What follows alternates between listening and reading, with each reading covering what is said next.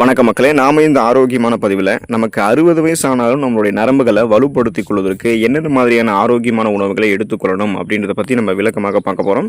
இப்போல்லாம் பார்த்தோம்னா நிறைய பேர் நரம்பு சம்மந்தப்பட்ட பிரச்சனைகளை அவதிப்படுறாங்க. எழுதும்போது அவங்களுக்கு கைகளில் நடுக்கம் ஏற்படுவது, பொதுவாகவே உடல் ஏதாவது வேலை செய்யும் போது சோர்வடைவது, களைப்பு, தலைவலி, நிலை தடுமாற்றம், கால் மற்றும் கைகளில் இருக்கக்கூடிய நரம்புகளில் இழுக்கக்கூடிய தன்மை போன்ற பிரச்சனைலாம் உண்டாகுது. பொதுவாக இந்த பிரச்சனைகள்லாம் இல்லாமல் நரம்பு மண்டலம் பலம் பெற வேண்டும் என்று நினைக்கிறவங்க நரம்புகளுக்கு குறிப்பிடத்தக்க அளவு ஊட்டச்சத்துக்களை தரக்கூடிய உணவுகள் எடுத்துக்கணும். கூடுதலாக உடற்பயிற்சியும் செய்ய வேண்டியது அவசியம்.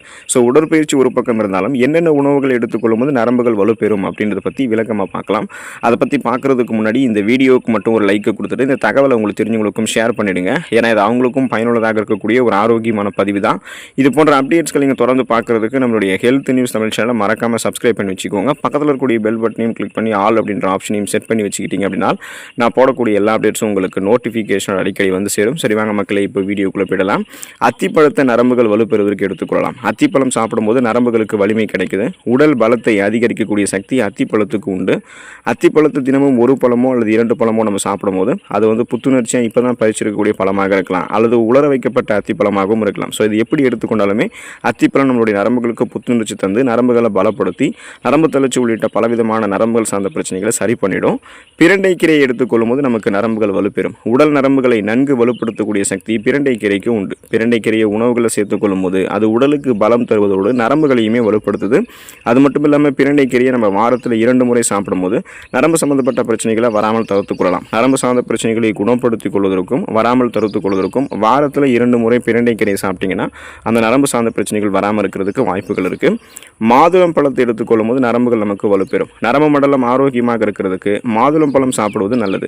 காரணம், மாதுளம் பழம் மறைமுகமாக நம்மளுடைய உடல் சூட்டை தணித்து உடலுக்கு குளிர்ச்சியை கொடுத்து அதன் மூலமாக நரம்புகள் சார்ந்த பிரச்சனைகளை சரி செய்து உடலை பலப்படுத்தும், நரம்புகளையும் வலுப்படுத்தும். ஸோ இப்போ நீங்கள் மாதுளம் பழத்தை சாப்பிட்றீங்கன்னா கூடுமான வரைக்கும் அதனுடைய விதைகளை அப்படியே சாப்பிட்றது நல்லது. நீங்கள் ஜூஸாக எடுத்துக்கொள்ளும் போது அது கூட சர்க்கரை சேர்த்திங்கன்னா அது உங்களுக்கு அந்தளவுக்கு ஊட்டச்சத்துக்களை கொடுக்காது.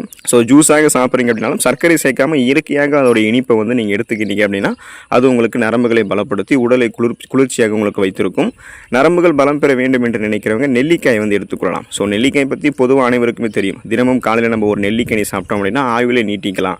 வாரத்தில் ஒரு தடவை நெல்லிக்காய் ஜூஸ் நீங்கள் குடிச்சிங்க அப்படின்னா அது உங்களுக்கு உடலுக்கு தேவையான பலத்தை கொடுக்கும். இப்போ நீங்கள் நெல்லிக்காய் சாப்பிடும்போது உங்களுடைய நரம்பு மண்டலம் வலுப்பெற ஆரம்பிக்கும். நெல்லிக்காய் சாப்பிட்டீங்கன்னா உங்களுடைய அந்த நர்வ் சிஸ்டம் ஸ்ட்ராங் ஆகிட்டு இம்யூன் பவரும் இன்க்ரீஸ் ஆகும். இதனால் உங்களுக்கு இருக்கக்கூடிய நோய்களையுமே நீங்கள் குணப்படுத்திக்கலாம். புதுசாக எந்த நோயுமே அட்டாக் ஆகாமல் நலமோடு வாழலாம். மேலும் நெல்லிக்காய் நரம்பு தளர்ச்சி உள்ளிட்ட பலவிதமான நரம்புகள் சார்ந்த பிரச்சனைகளையுமே சரி பண்ணிவிட்டு ஒட்டுமொத்த நரம்பு மண்டலம் அந்த நர்வ் சிஸ்டத்தையே ஸ்ட்ராங் பண்ணிடும். வெற்றிலை நம்ம எடுத்துக்கொள்ளும் போது நரம்பு சார்ந்த பிரச்சனைகளிலிருந்து விடுபடலாம். வெற்றிலை நம்ம மென்று சாப்பிடும்போது நரம்பு சம்பந்தப்பட்ட பிரச்சனைகள் வராமல் நமக்கு தடுக்கப்படுகிறது. வெற்றிலை நம்ம சாப்பிடும்போது நல்லா நமக்கு பசி எடுக்க ஆரம்பிக்கும். செரிமான கோளாறுகளை எல்லாம் தடுத்துக் கொள்ளலாம். உடல் நரம்புகளை நன்கு வலுப்படுத்தக்கூடிய சக்தி வெற்றிலைக்கு நமக்கு உண்டு. ஸோ அதனால் நீங்கள் உங்களுடைய உணவுகளில் சாப்பிட்டு முடிச்சதுக்கப்புறம் வெற்றிலையை சாப்பிட்டீங்கன்னா செரிமானமும் உங்களுக்கு நன்றாக இருக்கும். அதே போல் உங்களுடைய நரம்பு மண்டலமும் உங்களுக்கு வலுப்பெற ஆரம்பிக்கும். கண் நரம்புகளும் உடல் நரம்புகளும் வலுப்பெறுவதற்கு முருங்கைக்கீரையை எடுத்துக்கொள்ளலாம். பொதுவாகவே முருங்கைக்கீரைக்கு நரம்புகளை வலுப்படுத்தக்கூடிய சக்தி அதிகமாகவே இருக்குது. பலவிதமான சக்தியை தரக்கூடிய கண் மருந்து அப்படின்னு முருங்கைக்கீரையை குறிப்பிடலாம். நீங்கள் வாரத்திற்கு 2 முறை முருங்கைக்கீரையை உங்களுடைய உணவுகளை சமைத்து சாப்பிடும்போது நரம்புகளுக்கு முருங்கைக்கீரை பலத்தை கொடுத்து நரம்பு சம்பந்தப்பட்ட பிரச்சனைகளை வராமல் உங்களுக்கு தடுக்கும். ஸோ கண் நரம்புகளை பாதிக்கக்கூடிய செல்களை முருங்கைக்கீரை அழிச்சிரும். நீங்கள் முருங்கைக்கீரை சாப்பிட்டீங்கன்னா அந்த கண் நரம்புகளும் வலுப்பெறும், உடல் நரம்புகளும் உங்களுக்கு வலுப்பெறும். பேரிச்சம்பழங்கள் எடுத்துக்கொள்ளும் போது நரம்புகள் நமக்கு வலுப்பெற ஆரம்பிக்கும். பேரிச்சம்பழங்களில் பாலில் சேர்த்து சாப்பிடும்போது உடலுக்கு தேவையான பலத்தை அது கொடுத்து உங்களுக்கு பார்த்தோம்னா நரம்புகள், எலும்புகள் இது ரெண்டுத்தையுமே ஸ்ட்ராங் பண்ணிடும். நரம்பு மண்டலம் எலும்பு மண்டலத்தையும் வலுப்படுத்தும். பேரிச்சம்பழங்களை நீங்கள் சாப்பிட்டீங்கன்னா பலகீனமான உடல் கூட உங்களுக்கு பலம் பெற ஆரம்பிக்கும். ஸோ நோய்வாய்ப்பட்டு உடல் எடை ரொம்பவே மெலிந்து காணப்படுபவர்கள், அப்புறம் ஒல்லிய தோற்றம் கொண்டவர்கள்லாம் அவங்க இருக்கக்கூடிய அந்த வீக்கான பாடியை ஸ்ட்ராங்காக மாற்றிக்கிறதுக்கு எலும்புகள், நரம்புகள், தசைகளை வலுப்படுத்திக் கொள்வதற்கெல்லாம் பேரிச்சம்பழங்கள் எடுத்துக்கொள்ளலாம். இது உடனே உங்களுக்கு சாத்தியப்படணும் அப்படின்னா சூடான பாலில் பேரிச்சம்பழத்தை அரைத்து எடுத்துக்கொள்ளலாம். அல்லது கொஞ்சமாக உங்களுடைய உடல் எடையை அதிகப்படுத்திக்கணும் அப்படின்னா ஸ்நாக்ஸ் மாதிரி டைமில் நீங்கள் பேரிச்சம்பழங்களை எடுத்துக்கலாம். எப்படி சாப்பிட்டாலுமே பேரிச்சம்பழம் உங்களுடைய நரம்பு மண்டலத்தை பழங்கள் நம்ம எடுத்துக்கொள்ள வேண்டியது அவசியம். இப்போ குறிப்பிட்ட வயதினர் அப்படின்றது மட்டும் கிடையாமல் குழந்தைகள் ஆரம்பித்து இளைஞர்களை தொடங்கி முதியவர்கள், நோய்வாய்ப்பட்டவர்கள், இப்படி எல்லாருமே வந்து பார்த்தோம்னா தினமும் ஏதாவது ஒரு பழங்கள் எடுத்துக்கொள்ளும் போது நரம்பு சம்மந்தப்பட்ட பிரச்சனைகள் வந்து நம்ம விடுபடலாம். ஸோ அந்த பழங்கள் வந்து நீங்கள் உணவுகளை சாப்பிட்றதுக்கு முன்னாடி சாப்பிடக்கூடிய பழமாகவும் இருக்கலாம், உணவுகளை சாப்பிட்டு முடிச்சதுக்கப்புறம் சாப்பிடக்கூடிய பழமாகவும் இருக்கலாம். எப்படி இருந்தாலும் நீங்கள் தினமும் ஒரு பழங்கள் எடுத்துக்கொள்ளும் போது அந்த பழம் உங்களுடைய நரம்புகளை வலுப்படுத்தும், நரம்பு சார்ந்த பிரச்சனைகள் வந்து உங்களை விடுபட வைக்கும். கீரைகள் எடுத்துக்கொள்ளும் போது உங்களுக்கு நல்ல பலன் கிடைக்கும். இப்போ பழங்கள் போலவே கீரைகளும் காய்கறிகளும் உங்களுக்கு நரம்புகளை வலுப்படுத்தும். பொதுவாக பொன்னாங்கண்ணி கீரை, மணத்தக்காளி கீரையெல்லாம் நீங்கள் சாப்பிடும்போது நரம்புகளை வலுப்படுத்திக் கொள்ளலாம். தினமும் நீங்கள் காய்கறி வடி சாறு, வெஜிடபிள் சூப் எடுத்துக்கலாம். காலை மாலை வேளைகளில் வெஜிடபிள் சூப் எடுத்துக்கலாம். தினமும் வந்து இந்த பச்சை இலை காய்கறிகளில் உணவுகளை பயன்படுத்திகிட்டே இருக்கலாம். அதே போல் கீரைகளெல்லாம் நீங்கள் சாப்பிட்றீங்க அப்படின்னா வாரத்தில் ஒரு தடவை சுழற்சி அடிப்படையில் பலவிதமான கீரைகளை நீங்கள் எடுத்துக்கிட்டீங்க அப்படின்னா நரம்புகள் உங்களுக்கு வலுப்பெற ஆரம்பிக்கும். விதைகள் மற்றும் நட்ஸ் நம்ம எடுத்துக்கொள்ளும் போது நம்மளுடைய நரம்புகள் வலுப்பெற ஆரம்பிக்கும். வால்நட்ஸ், பாதாம், ஆளி விதைகள் போன்றவை அத்தியாவசியமான கொழுப்பு அமிலங்களை கொண்டிருக்கின்றன. இந்த கொழுப்பு அமிலங்கள் தான் ஆரோக்கியமான சருமம், நரம்புகள் மற்றும் உயிரணு சவ்வுகளை பெறுவதற்கு நமக்கு உதவிகரமாக இருக்குது.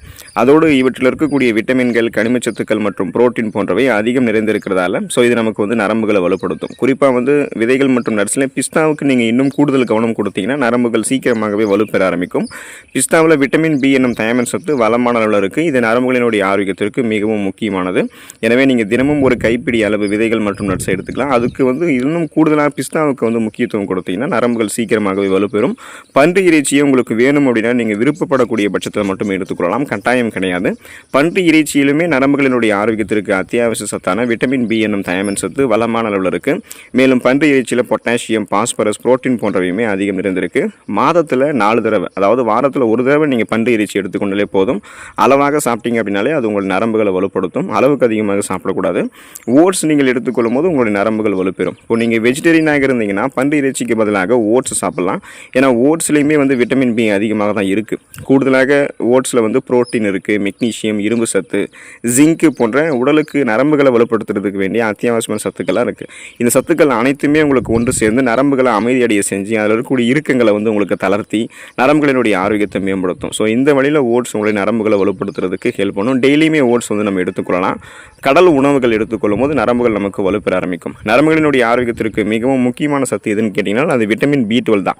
இந்த விட்டமின் B12 உங்களுக்கு என்ன பண்ணும் அப்படின்னா மூளையினுடைய ஆரோக்கியத்திற்கு ஹெல்ப் பண்ணும். அதே போல் உங்களுக்கு ஸ்ட்ரெஸ், டென்ஷன் ஏற்படாமல் பாதுகாத்துக்கும். இப்போ ஒருவேளை உங்களுக்கு விட்டமின் B12 வந்து ஏதாவது குறைஞ்சிருச்சு அப்படின்னா இதயம் சார்ந்த பிரச்சனைகள் ஏற்படும், நரம்பு சேதமெல்லாம் உண்டாகும். எனவே நீங்கள் கடல் உணவுகளான மீன்களை எடுத்துக்கோங்க. மீன்களில் விட்டமின் B12 இருக்குது. அடிக்கடி, அதாவது வாரத்தில் 2 முறை நீங்கள் அதிகம் எண்ணெய் சேர்க்காம அளவாக எண்ணெய் சேர்த்து மீன் சாப்பிட்டீங்க அப்படின்னா உங்களுக்கு நரம்புகள் வலுப்பெற ஆரம்பிக்கும். எந்த விதமான நரம்பு தளர்ச்சி பிரச்சனையுமே இருக்காது. இறைச்சிகள் நீங்கள் எடுத்துக்கொண்டீங்க அப்படின்னா மீனை தவிர்த்து இறைச்சிகளும் நீங்கள் எடுத்துக்கொள்ளும் போது உங்களுடைய நரம்புகள் வலுப்பெறும். ஏன்னா இறைச்சிகள்லையும் விட்டமின் B12 அதிக அளவில் இருக்குது. இது நரம்புகளினுடைய ஆரோக்கியத்திற்கு அவசியமான ஒன்று. எனவே உங்களுடைய டயட்டில் நீங்கள் சிக்கன், மாட்டிறைச்சி, ஆட்டிறைச்சி இது மாதிரி நீங்கள் அப்பப்போ வந்து சுழற்சி அடிப்படையில் சேர்த்துக்கொள்ள வேண்டியது அவசியம். இதனால் விட்டமின் B12 மட்டும் இல்லாமல் இதர விட்டமின்கள், கனிமச்சத்துக்கள், புரோட்டீன் போன்றவை உங்களுடைய உடலுக்கு வந்து கிடைக்க ஆரம்பிக்கும்.